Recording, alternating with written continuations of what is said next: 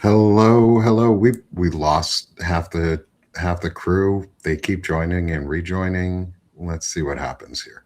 We're gonna get Steph. We're gonna get Me Chris. out. All right. All right. Hey everyone. It's Friday. Chris, I'm gonna also send you a link in our chat here for us. That's your co-host link. I don't know if you got Thank that you, earlier sir. and you can accept that still, even after we went live, which is kind of awesome. Hey everybody, it's Friday. It's Banner and Backbone. I'm Nick Perro. Apparently not your dad today. Um, I am joined by my friends and colleagues, Dr. Stephanie Wilson, Freedom Over Fascism. We're We're all playing gonna roulette just with the be blinking screens. in and out. It's like life. Yes. Oh, hey, look, we're back in the original order again. What Um, happened? That was I man, I don't know. Hey, what's up, wow. everyone?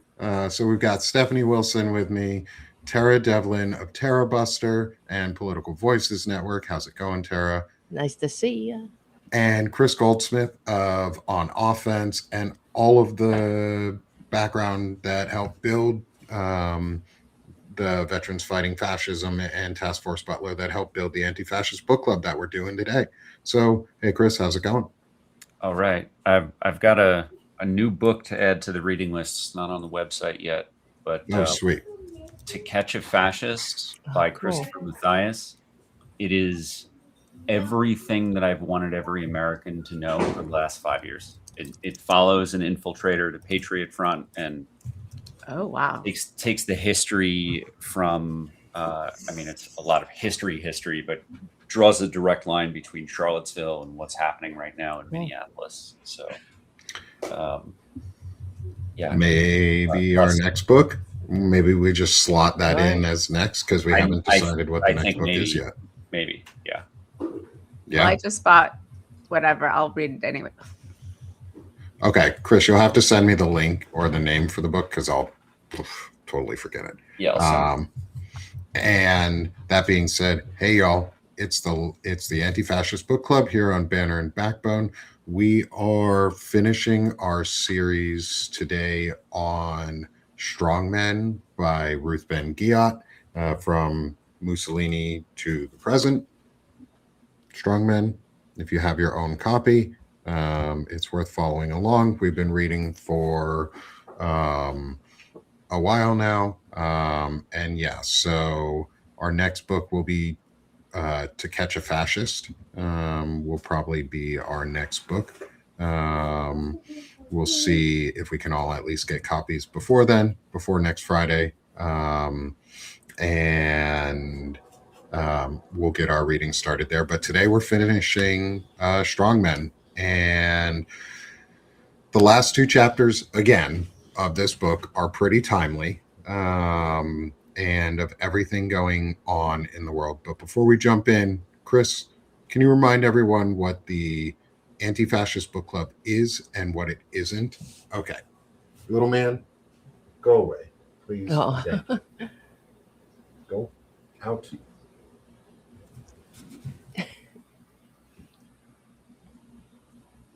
Chris, you're Uh-oh, muted. mute. No, you.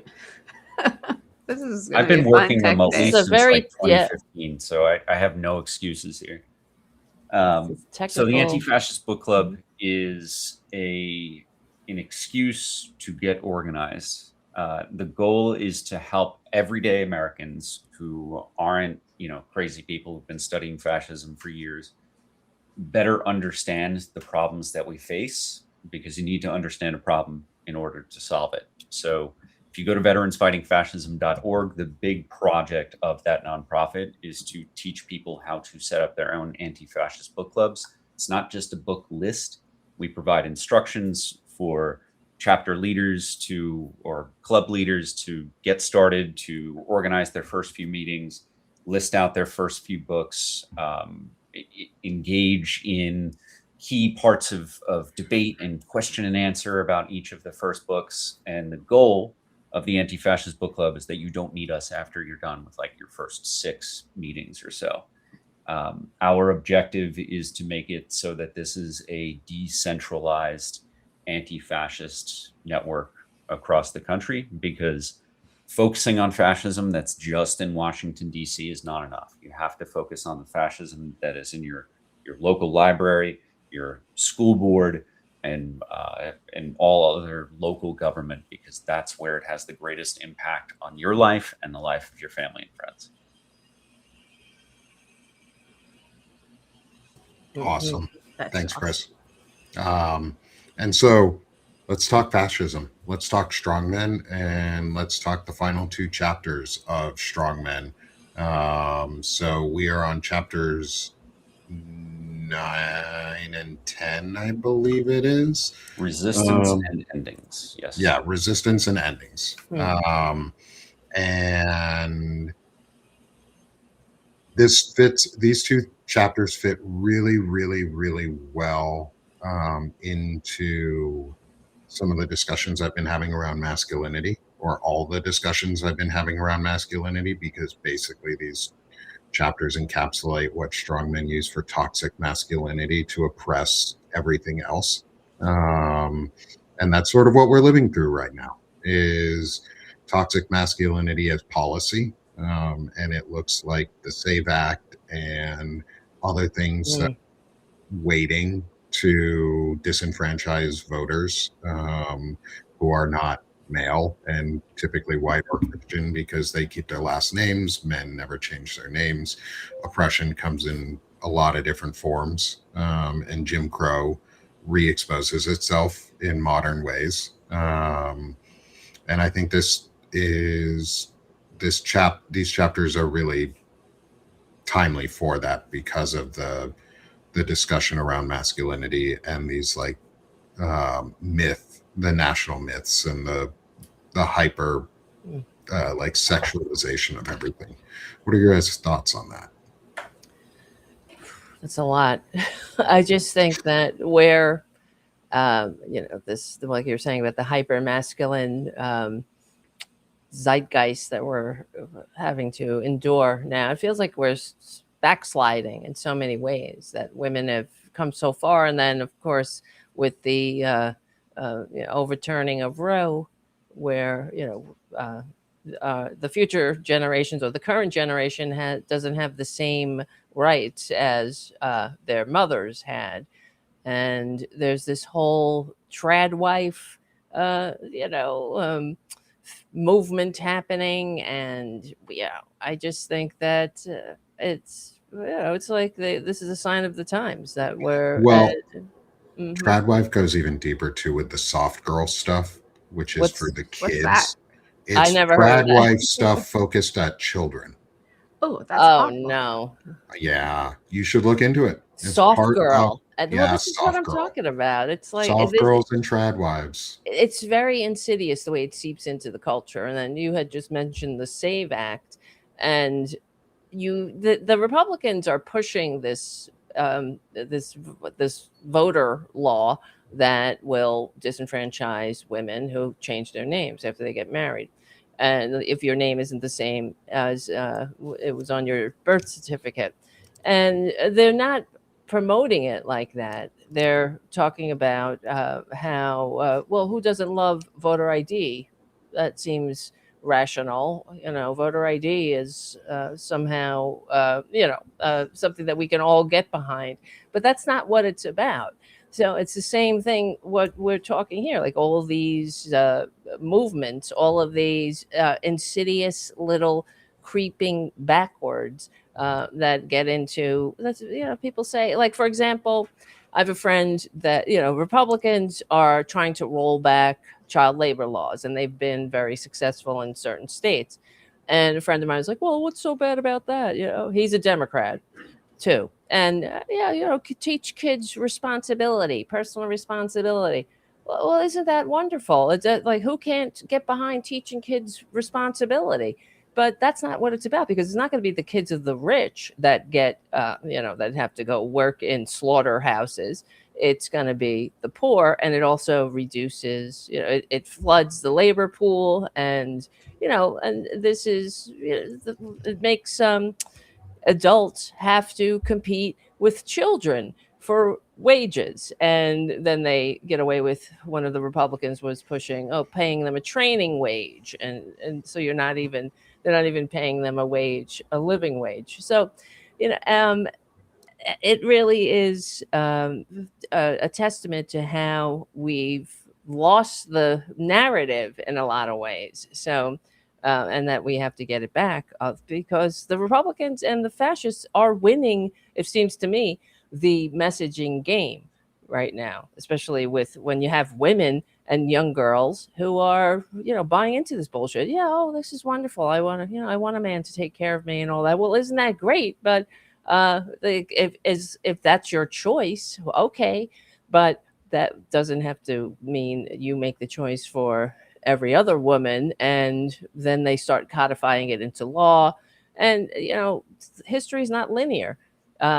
Just because we have the right to have a credit card without a husband or a father's signature right now doesn't mean that we can't go backwards.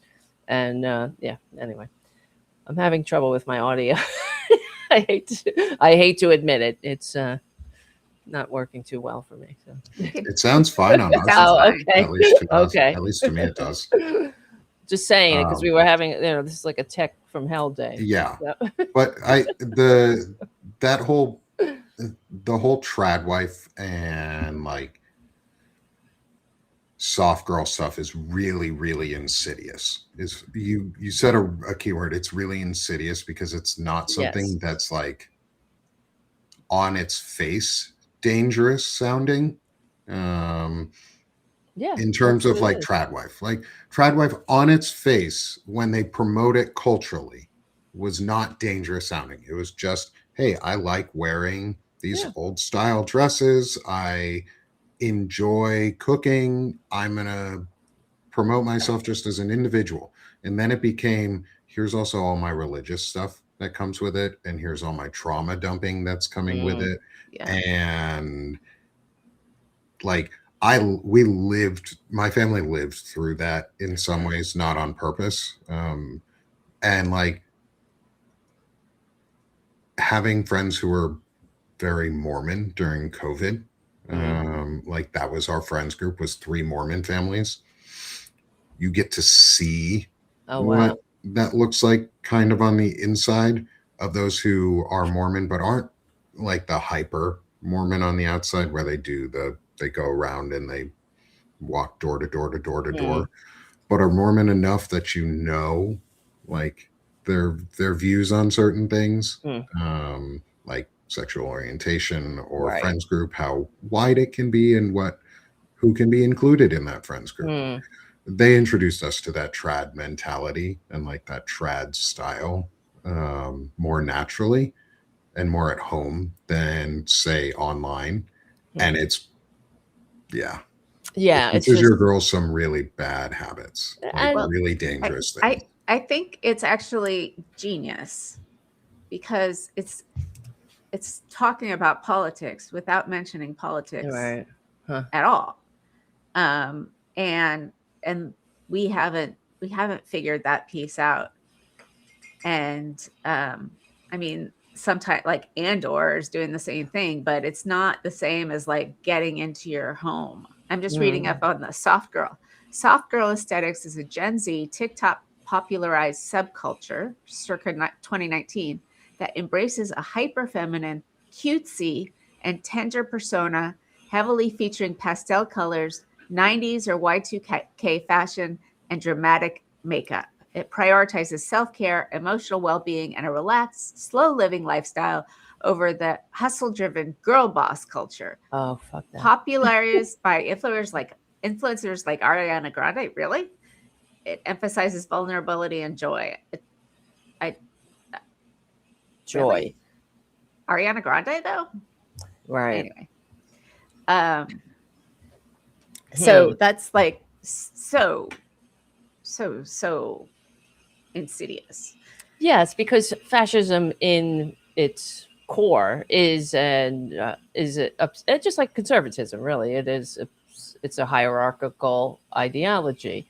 Everyone in their place, and then we'll have utopia, of course, with the the strongman authoritarian daddy at the top, and everyone has their role in a fascist and if you're in a fascist system. But if you're a member of if you're not a member of a targeted minority group, you might do pretty well in a fascist state. And that's what these underwhelming men who are getting their identity. When I keep thinking about that, what's his name, Nick Fuentes, and like all these other losers like Andrew Tate, like these people like that, they seem to me like very weak and fragile men, or men boys, not even men, really. I mean, it's an insult to call them men. And they're not strong, they're bullies, they're weak, they're fragile, they're scared. That's what it seems to me when I see that.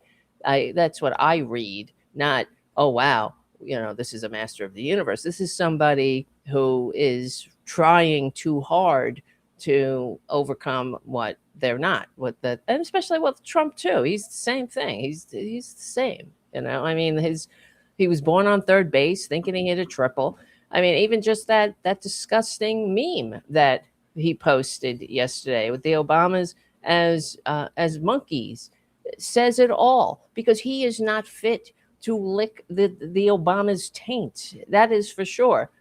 These people are they are the personification of the American dream that built themselves up on their own talent and intelligence, and became the president in this racist ass country, and putting up with traitor Trump, this horrible monster who sucked at business, who's a serial bankrupt con man, Putin bitch, and bankrupted everything he touched.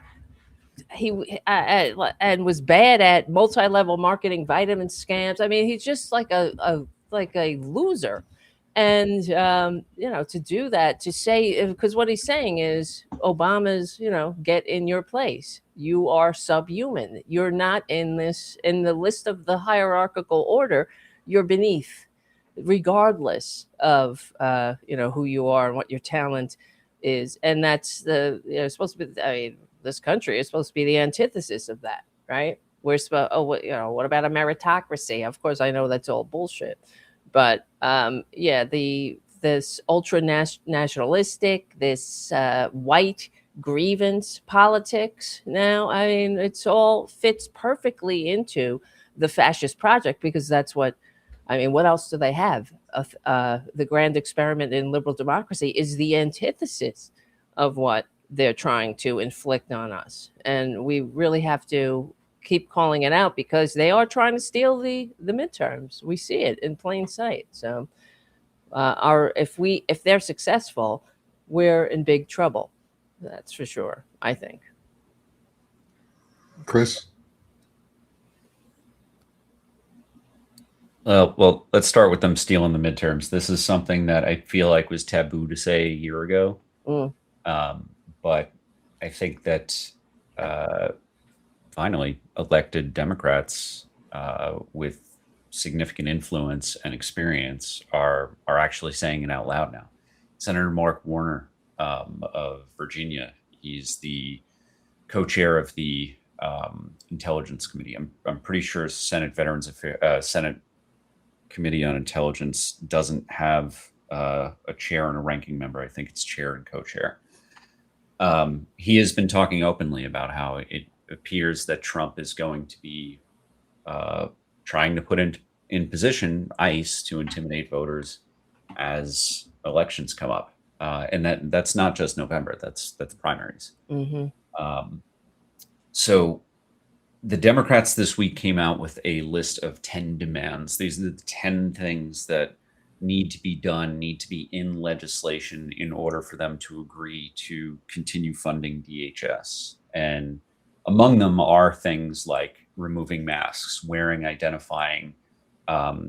having to identify themselves, wearing identifying information, so that individual agents, when they're caught doing something like murdering someone, they are instantly identifiable.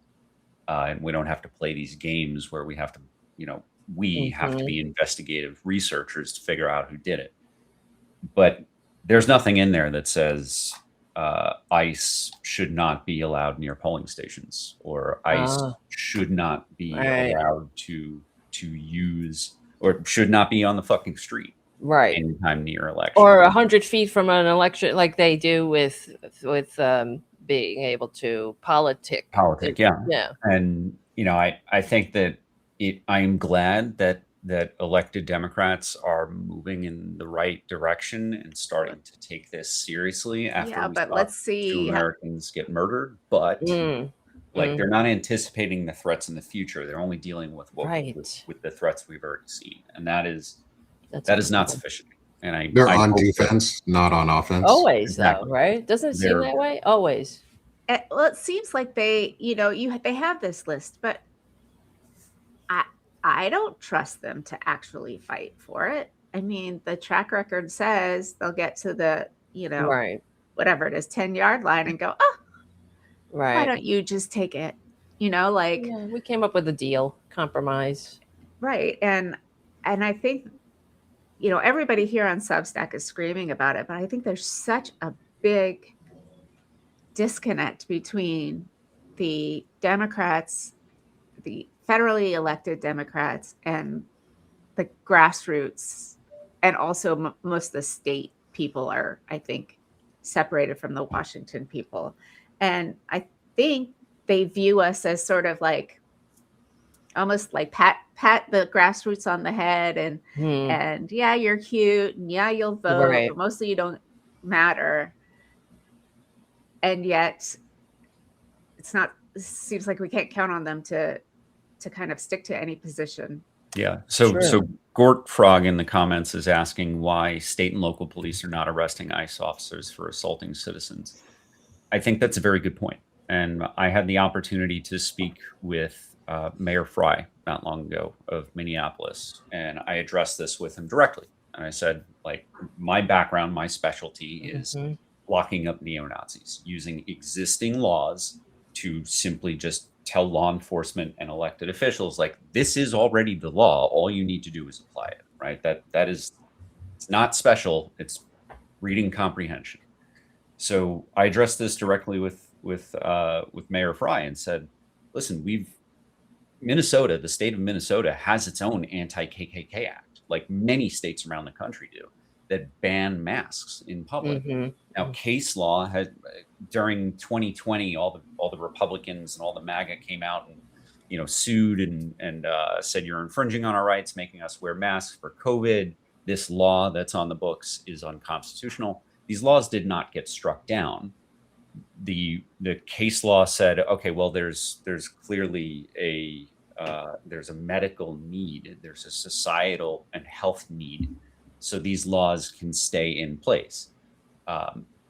So Minnesota simply just needs to ask its state and local law enforcement to enforce the law. Now, Mayor Fry's reaction is what I would expect. He said, well, I don't want to put my officers in a situation where they're outgunned by the feds, because they would be outgunned by the feds. There's 600 Minneapolis police officers, and there's 5 times as many, 3,000 armed ICE officials on the streets of Minneapolis, willing to pull their guns on anybody. And they seem more than happy to shoot. But I do think that someone needs to force the issue. There needs to be a brave mayor, a brave governor, a brave police chief, a brave individual officer who just doesn't need to take orders from up top, just applies the law that exists on the books. But Chris, though, isn't there the supremacy clause of the Constitution that will supersede federal law is superior? So all they have to say is that the ICE agent was acting reasonably within their federal duties.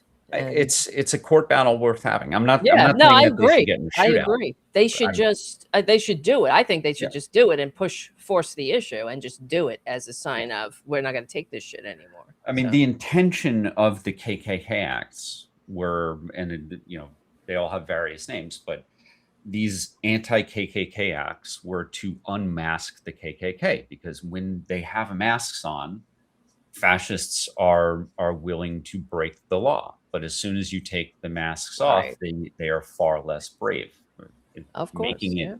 forcing them to identify themselves is an essential component of safety. And I think that states attorneys general, or whoever ends up having to defend the state's law in a federal court, which is where I think it would go, I think they can make an affirmative case that the intention of all of these anti-KKK acts was to stop people from from having their civil rights violated. ICE has not been acting. They are acting under color of law, but they are not acting within the law. Therefore, their wearing of masks does not grant them coverage to randomly assault people, to destroy and murder people, property, to violate the Fourth Amendment. So I do think that, especially in a place like Minneapolis, or potentially soon in Springfield, Ohio, I think that those mayors, those police chiefs, those individual officers, I do think that they would have a decent chance of winning in court if they were to force the issue. But part of the problem is, so I've been learning more about what's going on in Massachusetts, which is low key, but like there's a lot going on here, just not big like Minneapolis. And what's happening, even though there are laws not allowing ICE to be in non-public spaces and state buildings, all sorts of things, the local sheriffs are, people are getting released from detention, from federal detention, released, and then local sheriffs are like picking them up and taking them away and giving them to ICE. So to depend on the goodwill of local sheriffs or police officers is also an iffy proposition. It depends. Yeah. And then it's worth pressing though. Right. Well, yeah, absolutely. It's in the end, it doesn't, like, it's worth pressing that issue, and it has to be pressed because laws don't enforce themselves. And if our elected officials are unwilling to uphold the law, who do we turn to? Which is ourselves to do it.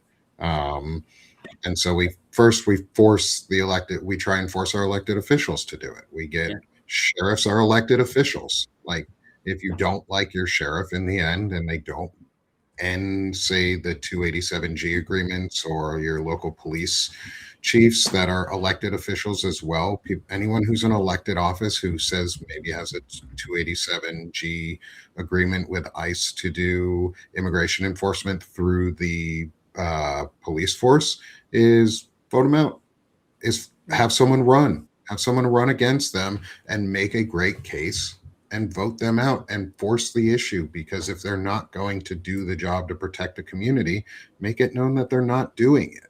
Make it known that we have to be willing to shame them publicly about it. Like, we've gotten so used to, we can't hurt their feelings, or we can't say mean things about people on the right because they'll fuck that, whine and cry about it. Like, I've been talking about it, yesterday. I said on one of the shows, like, and if anyone wants to help me, I'll buy a bunch of billboards and put a billboard out in Rogers and Bentonville, Arkansas, and the entirety of Steve Womack's district, saying Steve Womack is a pedophile protector, or Steve Womack is protecting pedophiles. Like, I'll put one, like, if people want to donate to, if we want to do that, like community crowdsourcing, things like that. Yeah, shame them. You shame the shit out of somebody publicly in their hometowns. Yep. They'll start changing their mind, because people know them. Exactly. Because their neighbors will come up to them and go, why is there a billboard that says you're protecting pedophiles? Yeah, you're being Someone embarrassed. will ask them that. Yeah. Right. But as Melissa said in one of her lives, for a lot of white Christian nationalists, it's not actually a deal breaker. Right. Clearly. Because it's so enmeshed in. Yeah, but I'd rather they out themselves that way then. Yeah. Like, more proof. Out yourself as a bad person. That makes it easier for the rest of us to then shame you. Like, go to the all-white community Well, that they're you want to irredeemable. in Yeah. Arkansas or Missouri. Go to those. Like, I encourage you, if you're a white supremacist, go to the all-white community, because then you've outed yourself and we don't have to find you. You're already there. Like, good for you. You put yourself in your own cage. Thank you. I didn't have to do it. You did it. That's your fault. And we should be making them a we problem.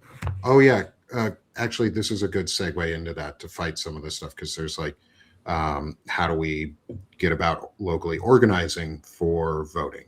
Is Qasim Rashid talked yesterday about a site called sway.co, which is a voting like summary page site that like helps you find who all your candidates are. And it helps, I think, set up groups on how to do like voter drives and like push the issue and be a partisan for your issues. And I want to get your folks' thoughts on like those types of things to help create local community pushback that actually makes a difference against some of these issues. What do you mean? So the book that I mentioned earlier, To Catch a Fascist by Christopher Mathias, that is the central thesis of the book, is militant anti-fascism is imposing costs on the fascists where they live. Right. You know, imposing costs in relationships with, you know, personal relationships, whether it's love interests or family or employment, making it difficult and expensive to be a fascist. And that's not infringing on someone's First Amendment right? The citizens don't infringe on other citizens' First Amendment rights. That's not what the First Amendment is for. The imposition of legal, social, and economic costs using societal norms is essential to maintaining good behavior. It's essential to keeping the Overton window in a healthy place, rather than allowing the extremists to push it to the extreme without everyone else responding in kind. Well, that's what for example, when Caroline Leavitt goes out to dinner and she's met with protesters or people saying, get the fuck out. Like, I'm not cooking for you. So, and they all get upset as if they're just supposed to go about their daily lives in a society that they're trying to destroy and get served by people that they're trying to harm. And we're all just supposed to turn a blind eye. I think we have a patriotic duty to shame them, name them, and shame them. And but they're very fragile, and they're very very soft when it comes to things like that. They just want to be left alone while they're assaulting everybody.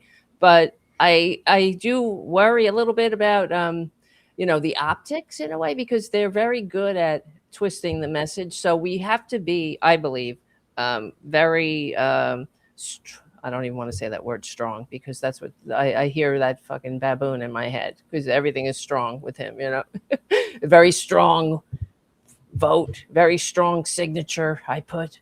But yeah, no, I'm just saying that we have to really define what fascism is. So otherwise it's going to lose all meaning, the way that they have labeled Democrats commies. We're commies. They call us fascists too. What's the meaning of words? This is part of the authoritarian playbook, of the strongman playbook. There's no what's words. What are words? What's truth? So yeah, you're a fascist. You're a communist. We hear that baboon Trader Trump say that all the time. Yeah, they're fascists. They're commies. They're socialists. They're this. They're that. There's no meaning to words. So yeah, what is a fascist when we're talking about this? And let's lay it out. How this is not democracy. You have this. We really have to be very I think strong in defining what we're up against. I don't know. What do you guys think? about that. Or not, maybe not. Sorry, I'm enthralled by someone on our YouTube chat. I don't know who they are, or just they're on a Uh-oh. paired chat, and they're telling us to go back to Germany. Us Oh, pricks. what do you mean? Like we're fascists? This is what I'm Yes, talking about. Yeah. because we're apparently saying that we are trying to dictate how other people live. I don't give a fuck how you live, as long as it's not hurting children or other people. Like if you are specifically hurting children, I do give a fuck how you live, because that's not See, okay. yeah. But if you're not hurting other people, if your ideologies don't hurt other people, I don't give a fuck how you live. But if your ideology is to hurt other people, then it gives me a problem. Then it is a problem, because you've made a you problem into a me problem. And when it becomes a me problem, I will respond to it. And that's what Christian nationalism is. Yeah, that's what they're It's doing. all of the hyper aggression put into one thing and then just spewed at the rest of us because you have no emotional intelligence yourself. Right. Well, it's like, if you don't believe in gay marriage, let's say, or marriage, it's really illegal. Yeah, don't have a gay marriage, right? Like it's a legal contract with somebody who has the same pee-pee as you do. They're very focused on the pee-pee. That's what they should call themselves. Forget focus on the family, focus on the pee-pee. That's what it's about, And so, if you don't want to have a gay marriage, don't have a gay marriage. That's what we're talking about. That's freedom. You get the freedom to live your authentic life. If you want to be a trad wife, go be a fucking trad wife. Nobody cares. You just don't get to inflict that on the entire society. That's what freedom is, So how we're the fascists. This is what I'm talking about. It's the, I know you are, but what am I? That's the Republican. Really, that should be their mantra. Forget the party of personal responsibility. Forget that. I mean, they only take responsibility when they're trying to. They only stick to that motto, I should say, when they're trying to deny people health care. But when it comes to taking responsibility for all their, abhorrent policies that are fascist, right? Then forget it. So yeah. See, I keep on my shelf my economics 101 micro and macro textbooks, because that was the most revelatory class that I had ever taken. That I think micro and macro economics, because of the teacher that I had more than anything, helped me to learn to think critically at a time in my life. I think I started college when I was 25 or 26, at a time in my life when I didn't know what critical thinking is. And as I see the troll in the comments doing this, I know you are, but what am I thing? I do think that this person is sincere when they're like, you guys are the fascists. You guys are trying to tell people how to live, because they don't understand the concept of things like negative externalities. They don't understand the concept and what a negative externality is, in the way that my teacher instilled on me was like, if you have a coal plant next door and you need electric, you need that coal plant. Like it has to exist, right? But if they've just got a smokestack that is just dumping toxic fumes onto your home, that coal plant needs to compensate you, because they are imposing a cost on your life. Now the coal plant will be like, well, we can't operate. We can't give you your electric unless we spew toxic stuff onto your home. But that's not the truth. There are mitigations that you can take, right? So all that we are asking of fascists is to just stop acting in a way that harms other people. You can do and think whatever you want, but your freedom to swing your fist stops at the tip of my nose. As soon as you hit the tip of my nose, that's no longer freedom. Now you're imposing on me, and it is my right and my duty to defend myself and to cause you, to provide you disincentivizing behaviors, which I define as legal, social, and economic costs to disincentivize that continued behavior. That's why I think, because it's not something that Democrats ever do, or people who are more progressive tend to do, is that's why I think the billboard thing would have an impact, because it's public shaming where I don't have to be the one saying the word. My face isn't on there, but somebody who knows him is going to read that and ask. There's a very big difference about I voted to say, like, Steve Womack. I'm going to keep using Steve Womack because he sucks. Steve Womack didn't vote to release the Epstein files because he was not there. So he is not on record as having voted to release or not release the Epstein files. He's one of the few Republicans that wasn't there. He wasn't there because of a medical thing in his family, and that's fine. Like, he had a legitimate reason for not being there, not holding it against him. His staff had said that he would have voted to release. I believe them because every other fucking Republican except one did. And that being said, he has not done anything to ensure that the Trump administration follows the letter of the law since then, which means he is participating in the cover-up of the Epstein files, because legally they needed to release all of it in December, not in batches and droves. All of it was the deadline for the release, not the start date of the release.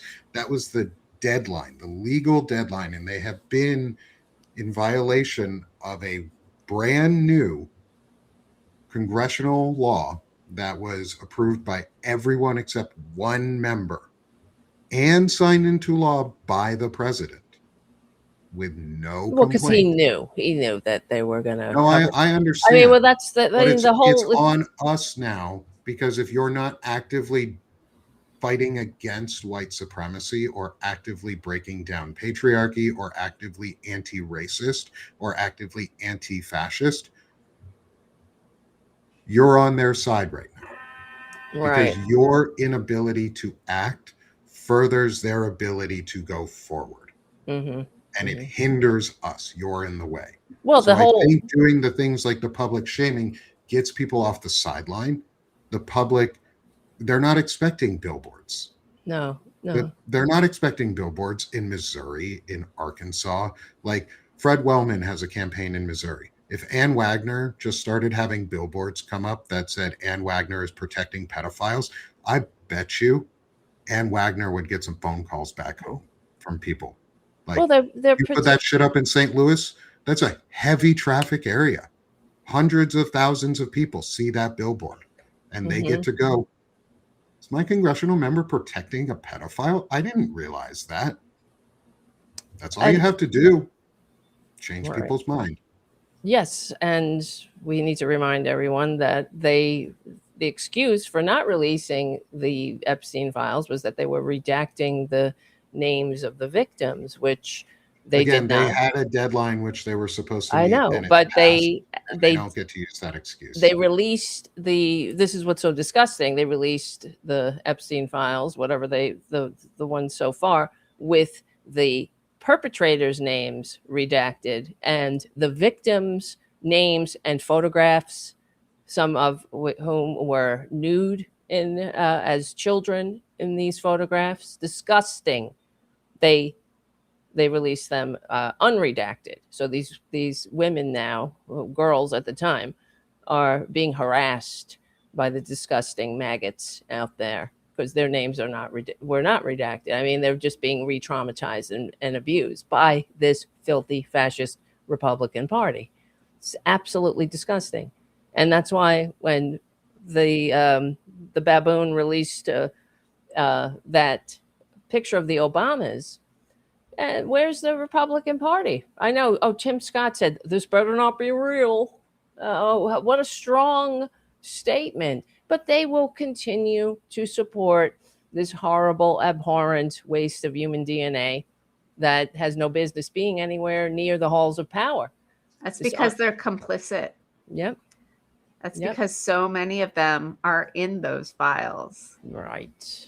And participated in all of that. I mean, one of the things that's so shocking to me is how wide, first of all, how long this has gone on. Yeah. and then how wide it is. So anybody who, so that, I mean, it's an operation. It's a foreign influence operation, right? Mhm. And it started long time ago, and it's brilliant. You know, it's a honeypot operation, right? You lure people in by Mhm. sex, they do it, and then you have blackmail, and then they don't stop you later on because you'll expose them. Right. And I'm sure not every male politician was involved in that, but a whole bunch of them were. Yeah. And It's you know, crazy. the oligarchs, and you know, when you're moving that much money and you're moving that many people and you're providing space which feels like it's protected from reality to do taboo, illegal, horrible things, that then that happens. They do them. Mhm. And so I don't know. Like I think that's the center of a lot of what's going on right now, is that the Republicans aren't standing up to Trump because plenty of them Yep. are implicated. That's right. That's right. I mean, you know, Lindsey Graham's in there. Oh my God. Yeah. Oh my God. And Mike Johnson, I don't know if he's in there, but he's just, they're all disgusting. I mean, they all claim to love Jesus, but, this is the thing when reading, even like that woman, what's her name? Besant's wife, who wrote a email to Jeffrey Epstein. Oh, I'm coming over. Can we come to the island? I have 7 children with me, ages 7 to 14, 5 boys, 2 girls. This is 5 years after he's a convicted pedo. And what woman, what mother would bring her children and other people's children that she has in her charge to a convicted pedophile's lunch? Yeah, I mean, but it goes to show you, this is what I think, that they don't consider us human beings. That's what it is. They live in a whole other sphere of reality. And that's why they don't care if he's a pedo. He's just abusing, like, it's like Ghislaine Maxwell said, they are trash. When one of her friends said, what are you doing? Procuring girls for this pedo. And she said, what do you mean? They are trash. They're trash. So they don't count. They're not human. And that's how they look at us. Anyone not born on third base, thinking they hit a triple, whatever, that's why they need to be removed from power. That's for sure. And I have to, every time like I see things like this, I'm like, how much longer are we going to put up with this shit? Really, how much longer are we going to take it? It's really, at some point it becomes about us too. And all over the world, people are watching this and saying, like, why can't we remove this monster? I don't know. Well, I think building that into like what Ruth Ben-Gia talks about in Strongmen itself in terms of like resistance is the mass decentralized setups that we're trying to do, and how we're not all trying to force ourselves into one group individually. Like we're networks of different groups that cross pollinate with each other, and so we stay independent and diverse and on message pretty well. Like, I don't know if most of y'all have noticed, but like everyone in this Substack, everyone like around this Substack pretty well has a lot of similar messaging. Like, we come out really strong in similar messaging. Yeah, we have differences of opinions on things, and we bicker back and forth, and we have disagreements. But overall, like when things happen, there's no one person in our group that says, oh, this is the only message, or this is the message that has to be pushed. We all just sort of migrate to it because it's the right one. because truth has the way of revealing itself if you just look at it. Mhm. And we all just go, oh, let's take a step in and analyze this real quick. And then we push a message out organically. And I think we're doing that really well in a lot of decentralized but cross-pollinated ways. And I think that's what one of the key learnings from this chapter I get is like, we have to be organized and we have to have our parallel systems, but we cannot have them all in one place. Yeah. Because we cannot have a central leader, because that still is the same system that we're fighting against. Like, we don't really need one leader. Mhm. It's also Well, why no. Mhm. historically, like, the founders feared the executive, is because they didn't want to fall under one leader. They wanted Congress to make most of the decisions and the executive to do, here's a couple things you're in charge of. You do that. You're more like a prime minister with some military power. Like, that's what you get to do. But we approve everything that you do. Right. And we've flipped that system. And so our fight is the decentralization back into a more parliamentarian system. And getting away from we are doing it. And I think again, I think it's all about targeted messaging that we're getting, and doing these hyper local things that we haven't been doing. Like, we haven't been trying recently. We haven't been trying like pamphlets that go out, mass mailing pamphlets and like flyers that are, I mean, we do them on the Democratic Party side, but it's always asking for money. It's never like, Yeah, hey, but that has like totally poisoned the well, I think, those money scams. So I feel like people dismiss them because, but that's not what I wanted to talk about. Actually. Yeah. I'm not going to keep talking about. I just, we're almost at the end, and the last chapter is basically these guys they always come to an end. Mm-hmm. They always come to a bad end. And I think, we need to remember that it might be a bad end for the grandkid of the first fascist, but it will end at some point.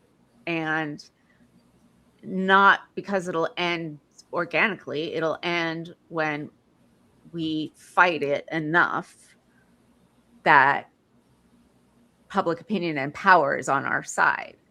But they all had, whether they killed themselves or got killed or got hanged or found in a pipe or, they came to an end. And I think that's an end.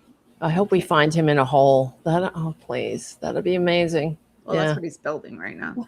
But I think continue, like, as we keep these messages going in the way that we're focusing with each other in these decentralized systems that are working, is I think we can bring it to my hope is we can bring it to an end before it gets to the point where it is grandchildren, because I'd like to, I'm pretty sure all of us here know this, is we'd like to not live in fascism for the rest of our lives. No. That is not the plan for my life. Like, we don't want our kids to have that kind of future. And that's why we're here, Yeah. And I think this continued, like, oh, what the hell? Bye, See, that Nick. happened to me too. This is what I'm talking about. Yeah. I'm not in oh, wait, you're back. I'm back. That's exactly what happened to me. All of a sudden, it was like, boom, I'm gone. Weird. Oh, there he goes again. Okay, somebody said the dictators are still going in China, Russia, North Korea. Does it always come to an end? Yeah. Well, you also have to remember, we have never had a dictator in the United States. Our system was not founded through a monarchy previously, or a dictatorship or something like that previously. So we don't have the same. We don't have. I mean, we kind of do in some ways. We broke away from a dictatorship, but or a monarchy. No but American has on it. Yeah, no Yeah. American has a knowledge of that. Unlike Yeah. in the Weimar Republic and other, and That's why I think, In Russia, in current, when Putin took power, there was a knowledge that people already, and it wasn't a historical. They had firsthand experience with living under an authoritarian, and we don't have that. yeah, Our tradition has been to overthrow a king, but I look to what happened in Poland, because they were successful in pushing back their authoritarian takeover, and they were living under authoritarianism from 2015, and they recently restored the rule of law, and it came from democracy. They one of the things was that we have in common with that is that they had people like us that pushed back against the regime, that they were able to have social media shows and platforms and influencers to speak the truth to power. And they also had a coalition of different groups, like you were just talking about, that came together and stopped bickering with each other and focused on the task at hand to get rid of the authoritarian. So the same thing happened. They combined, they went after women, abortion, LGBTQ plus, press freedom, the courts, independent institutions. I mean, the same. It's always the same playbook. So, but yeah, and they did it with all of that, with freedom of speech and mobilizing strikes and like we're doing with No Kings and the general strike in Minneapolis. We should have a national general strike. Really, that's. and I think too, I've said this a couple times before too, is come take an American's right to vote away now that they've been given it. That's going to cause a really big mess. Like, Mhm. I don't know a single person who's like read anything about the SAVE Act who's really stopped talking about it at this point. Like, it is to prevent anyone who Mhm. has changed their name in their lifetime from their birth name from being able to vote. Yeah. Like, they Unless you want it have a so that, passport in the new yeah, name. yeah, and you have to have all this other documentation to make sure it's literally poll, like it's the old school poll tax and poll docs Right. and like slave patrols, and that's what ICE is. Their slave yeah. patrols is modern day versions, or the KKK members just walking down the streets with guns, and the Proud Boys. It's all the same thing. They're just now in different masks and different hoods.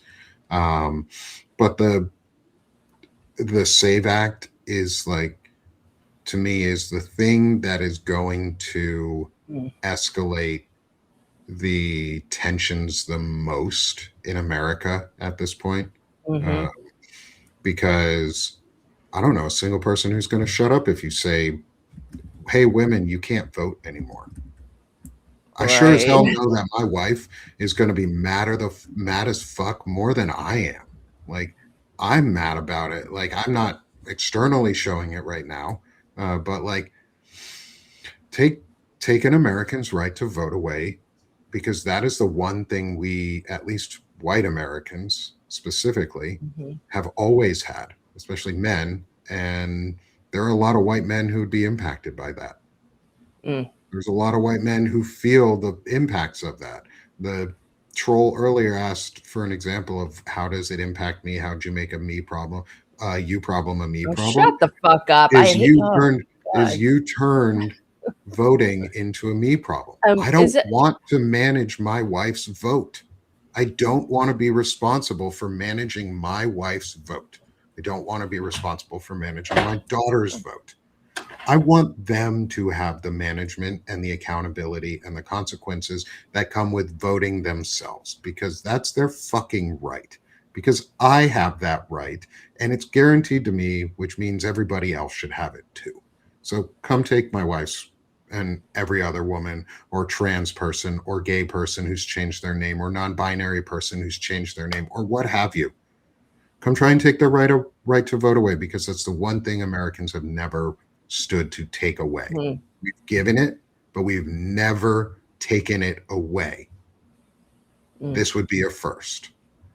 We've given it, like, it started small and we've expanded that pool. Hmm. Good luck taking it away. Well, that's it. Yeah, that's why Ruth Ben-Ghiat actually says that she does have hope for the country, that we will overcome this authoritarian takeover. But Well, Tim Snyder does too, and so does Heather Cox Richardson. But I also think that that's because the regime hasn't consolidated its power completely yet. So there's still room for maneuver and for opposition, which means we need to keep moving and keep moving quickly. Right. There's a good chance too that the Democrats might actually become the majority party in the House before the midterms too. I mean, they have such a slim minority. The Republicans do as well. So that's what they're afraid of too. If just a few more things happen, and it could happen. So that would be a beautiful day. So yeah, and I think with that, that's a perfect place to transition to, we're right at the top of the hour. We had a great conversation today to finish out our book, I think, on Strongmen by Ruth Ben-Ghiat. Next week, we are going to be starting To Catch a Fascist by Christopher Mathis. And I bought my copy of the book while we were on the show. Me too. I did too. As did I. From the link that Chris gave us, I will make sure I drop that link to everyone in the post show notes. You can actually buy it directly, and you don't have to go through one of the middlemen of money. So you don't have to pay Amazon or Walmart or someone like that. You can go right to the publisher and buy it there. And so let's promote ourselves and the work that we do. Oh my God, this thing's changing screens even more. Let's promote ourselves and the work we do and where people can find us. And Chris, I'll start with you, my friend. So if you are not already subscribed to On Offense on Substack or wherever you get your podcasts, next Wednesday, I will be dropping an episode with Christopher Matthias, the author of To Catch a Fascist. Oh, nice. It's an hour plus long interview, and I have to admit that I was perhaps a little bleary-eyed and brain scrambled because I almost read the entire book overnight. If you weren't here for the beginning, I'm going to say it again. It contains virtually everything that I have wanted every American to know from my experience infiltrating extremist organizations over the last 5 years. It follows a main character who infiltrated Patriot Front as a member who rose up through the ranks over the course of a few months, which resulted in the most devastating breach of their systems, which Task Force Butler then used to write up a report to gather evidence of criminality, which resulted in over $3 million in liabilities, lawsuits against Patriot Front. So it is. Oh my God! What the right mother? at the right time. Jeez! Everyone, follow Chris. There you go. And he's back. I'm back. So if just go to whatever your favorite podcast app is, I don't care what it is, subscribe to On Offense. Wednesday, you'll get it, or go to Substack On Offense, which I think is what the QR code will bring you to. You'll get this interview. It'll be a good primer for the next few weeks of the Anti-Fascist Book Club meetings. Awesome. Thanks, Chris. Really appreciate it. And I'm excited for that episode. Tara, how about you? Me? Oh my God. Yeah. Subscribe to my Substack. I don't know. Please subscribe to my Substack. And somebody's at the QR code. Oh, nice. And tonight we have a show, 8:30 p.m. So follow my Substack and YouTube and the Political Voices Network. And I'll see you later. Michael said, I'll see you tonight, Tara. So I'll see you, Michael. I'm taking attendance. So make sure you check it out at 8:30. And we always have a nice time. What's nice? I mean, we have fun. We have a good time, and we don't hold back. And the Republicans, we give them a nice case of red ass that they need. And yeah, so join us. It's fun. We have a good time. Thanks, All Tara. right. Thank you. Thank you. Most definitely. And please, second, we got 2 QR scans. Come Look at that. on. See ya. See you later. Next, Steph. So I am the host of Freedom Over Fascism, have fireside chats, lives on Tuesday and Wednesday, which you can later get on any podcast app of your choice. It's been going for 3 years. This next week is my 3-year anniversary. And I talk to folks that can help understand the context of where we are, understand the information war, understand how to organize and where to organize. And I would really appreciate your free or paid subscription. So you can find me on Substack, freedomoverfascism.us, which will take you to my Substack page, on YouTube, LinkedIn, and on all the podcast platforms. So Nice. Appreciate it. Find me Thank you, everywhere. Steph. Thank you, Dr. Stephanie. Appreciate you. We're going to fight the patriarchy and make sure Steph gets her title. That's right. It's a long then time ago that title came. And then come find me on Sick of This Shit Publications. That's my other home. I do chronic illness discussions, masculinity. I fight down and break the patriarchy. And I do interviews with other men around masculinity, what their experiences are, and how we can create a new manosphere and a new just intelligent masculinity and new masculinity that doesn't suck. And isn't toxic and harmful to other people. So come join me on Sick of This Shit Publications for that. And then finally come support Banner and Backbone, the network. We're building strong. We've got some really cool new tools that we put out and starting to put out.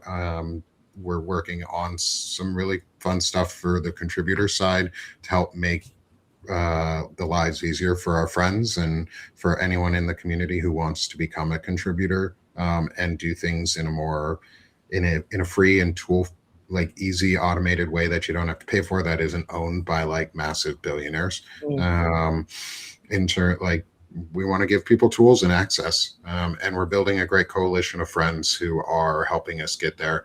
And you are all part of this. You're a huge piece of this. So come join us here at Banner and Backbone.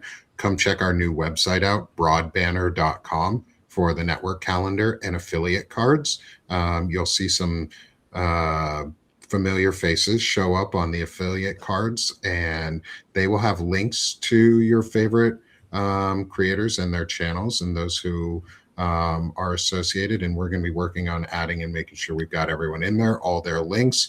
And then there's going to be additional community tools coming in the future. So thanks everyone. Thanks for being here with us for the Anti-Fascist Book Club as we close out Strongmen by Ruth Ben-Ghiat.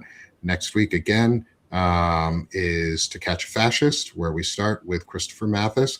This is going to be really fun. Looking forward to that discussion. And again, thanks everyone for being with us. We'll see you all next Friday.